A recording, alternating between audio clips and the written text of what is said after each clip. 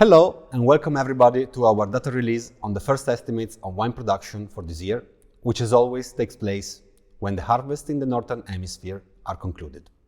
My name is Giorgio Delgrosso. I'm the head of the Statistics and Digital Transformation Department at the OIV, and today I will make this presentation on behalf of the OIV Director General, Mr. Pauroka. Now, before starting, let me remind you that the data that I'm going to show refer to wine production excluding musts and juices, and 2023 data are just preliminary estimates and therefore potentially subject to change in the next month. As you might know, for official statistics, it takes about 3 years to be considered as consolidated. For this presentation, I will follow the chronological order of the harvests, so I will start first with the Southern Hemisphere, then I will comment on the harvest in the main producing regions in the Northern Hemisphere, and I will finally conclude with our first estimate of world wine production. So without further ado, let's start with the Southern Hemisphere, where harvest ended in April, so preliminary figures on wine production tend to be more accurate in this period of the year. After two abundant harvests in 2021 and 2022, this year wine production in the Southern Hemisphere is estimated at 45 million hectoliters, which represents a sharp decrease of 19% compared to 2022. This is the lowest production level recorded since 2003 and can be attributed, as we will see in the next slide, to extreme climatic events that took place during the growing season in all major wine-producing regions. Overall, wine production in the Southern Hemisphere in 2023 is expected to account for 19% of the world total. The largest wine-producing country of the Southern Hemisphere this year is Chile, with 10 million hectoliters, a volume 20% below last year's high production. The harvest was severely affected by wildfires and droughts. In the second place, we found Australia, with 9.9 million hectoliters, recording a decrease of 24% with respect to 2022. This is due to the combination of persistent rainfall, unusually cold temperatures, and floods caused by the effects of La Niña. In addition to this, inventory pressure led to the imposition of yield caps to reduce the oversupply of stocks. Then we have South Africa, where wine production is estimated at 9.3 million hectoliters, which marks a decrease of 10% compared to 2022. This year, the harvest has been affected by fungal disease pressure, particularly powdery and downy mildew.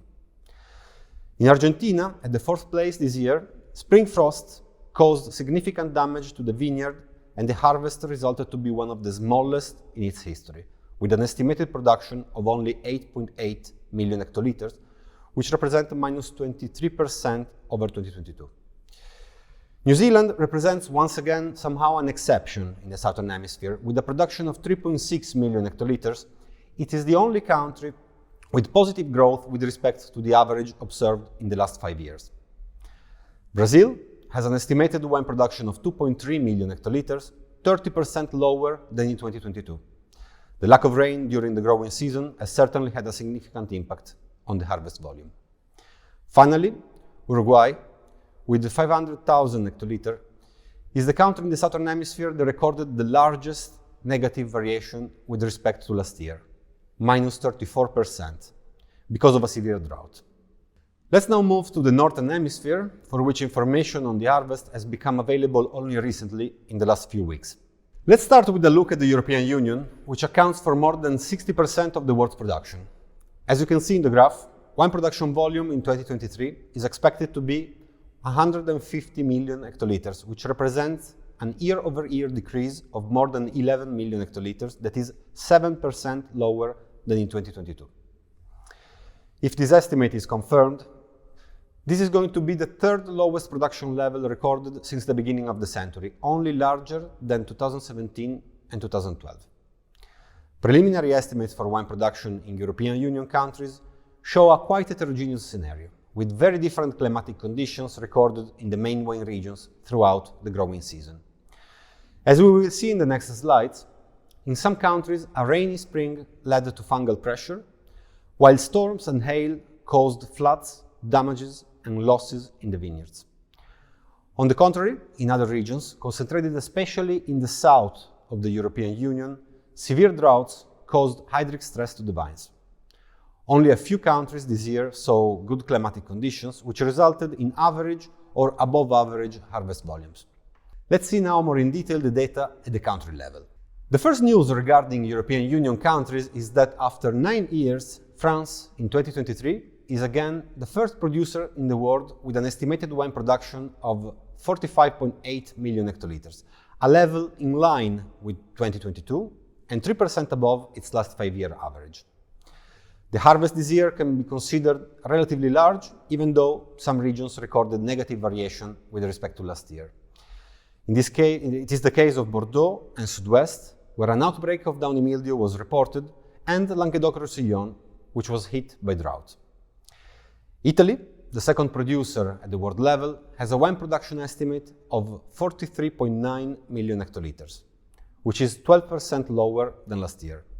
This is the smallest production since the historically low harvest in 2017.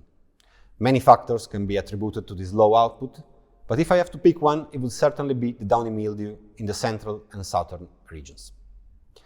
Spain, in 2023, confirms to be the third largest wine producer in the world, with an estimated production of 30.7 million hectoliters. This represents a decrease of 14% relative to 2022 and minus 19% compared to its last 5-year average. This year volume is expected to be the lowest in the last 20 years, and this is the consequence of a severe drought.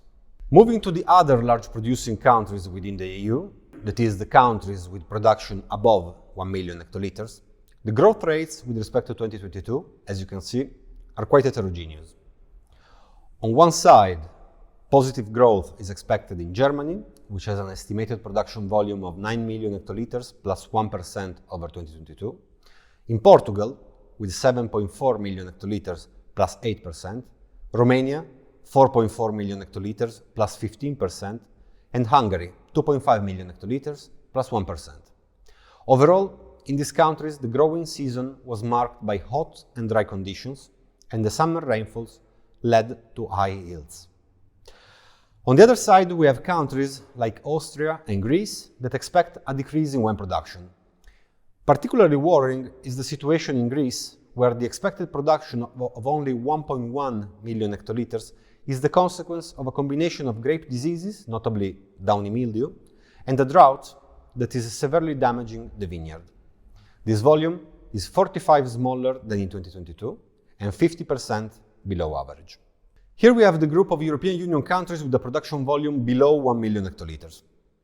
In this case, we see positive variations with respect to 2022 in Bulgaria, plus 7%, and Slovenia, plus 6%, while negative variations compared to last year were recorded in the Czech Republic, minus 13%, Croatia, minus 41%, where the harvest was almost halved by downy mildew, and Slovakia, minus 20%.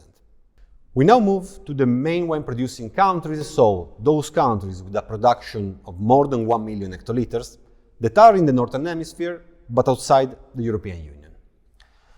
We start with the USA, the fourth producers at the world level, where the preliminary estimate for 2023 wine production is 25.2 million hectoliters. This figure is 12% higher compared to 2022 and 4% above its 5-year average. This growth has been favored by cool temperatures and heavy winter rains in the Napa and Sonoma regions, bringing much-needed moisture to the vines after several years of droughts. At this time of the year, data on grape harvest in China is not available yet. The first estimates for the year 2023 will be provided in our next press conference in April 2024. For what concerns the Eastern European countries, wine production in Russia is estimated at 4.9 million hectoliters, a figure in line with the volume of 2022 and 9% higher with respect to its last 5-year average. In Georgia, wine production in 2023 is estimated to be 1.5 million hectoliters, a decline of 28% compared to last year's volume and 19% below its 5-year average. This relatively low volume is due to unfavorable weather conditions such as heavy rainfall, hail, and intense winds, which severely impacted especially the eastern wine regions of the country. Similarly, Moldova is expected to produce 1.3 million hectoliters of wine in 2023, a decline of 10% with respect to last year. And we conclude with Switzerland, whose wine production is expected to be relatively high in 2023 at 1 million hectoliters, a level which is 4% higher than in 2022 and 14% above its last 5-year average. And now, finally, we get to the much-awaited world wine production estimates for the year 2023. Based on the information collected on 29 countries, which represent more than 90% of the world's production, 2023 global production is estimated to be between 242 and 247 million hectoliters, with a mid-range estimate at 244 million hectoliters. This represents a decrease of 7% compared to the already below average volume of 2022. As you can see in the line graph, the drop in world wine production after a stable trend for 4 consecutive years is significant. The 2023 production volume is forecasted to be the smallest since 1961, even lower than the historically small production of 2017. As we have seen in the previous slides, this negative scenario can be attributed to significant declines in major wine-producing countries in both hemispheres, with only a few exceptions. I would like to remind you, however, that the figure for 2023 must be taken with caution, as there are still large countries, like China, for example, whose information is not available yet. Also, the high volatility in production volumes observed over the last years at both country and regional levels makes the forecasting exercise even more difficult. Now, before concluding, I would like to share a few thoughts on the current state of the sector. What emerges from these preliminary estimates is quite clear. Once again, extreme climatic conditions, such as early frost, heavy rainfall, and drought, have significantly impacted the output of the world vineyard. Meteorological anomalies are becoming the new normality, and this is without any doubt one of the most relevant challenges for the wine sector. At the same time, it is true that in the current complicated economic and geopolitical context, where inflation remains high, global consumption of wine is declining, and stocks are rising in many regions of the world, the expected low production for this year could certainly bring equilibrium to the world wine market. So the real question here is, why is global wine consumption decreasing? The reasons why demand for wine is generally declining are many, and each country faces its own challenges. However, from a more global perspective, the world of wine has faced a series of unprecedented crises in the last 3 years that are having a significant impact and will probably lead to some structural changes in the sector. I am referring to the COVID-19 sanitary crisis started in 2020, followed by the global supply chain crisis that began in 2021, and finally, the high inflationary pressure that characterized 2022 and, to a lesser extent, 2023.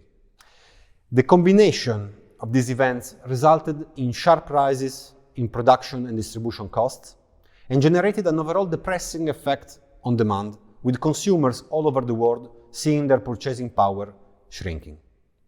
On top of this, there are 2 other phenomena that should be mentioned when analyzing wine consumption. First is the role of certain health policies aiming at reducing harmful consumption of alcohol, which are certainly shaping new consumption habits in many countries, especially for younger generations. And secondly, it is a shared view among many analysts that in many countries wine is facing strong competition from other alcoholic beverages, especially those with a smaller alcohol content, such as beer. Before concluding, I take this opportunity to remind you that we will soon publish a study on the evolution of wine production and consumption over the last 20 years with a breakdown by color. This report will provide very interesting insights into the changes in consumer preferences that we have witnessed in the last years. You can find the data that I just presented on the document section of the OIV app, as well as on the statistics section of our webpage, and journalists who have specific questions related to this data release are invited to contact our press officer, Giuseppe Pucci, at press@oiv.int. My presentation ends here. Thank you for your attention.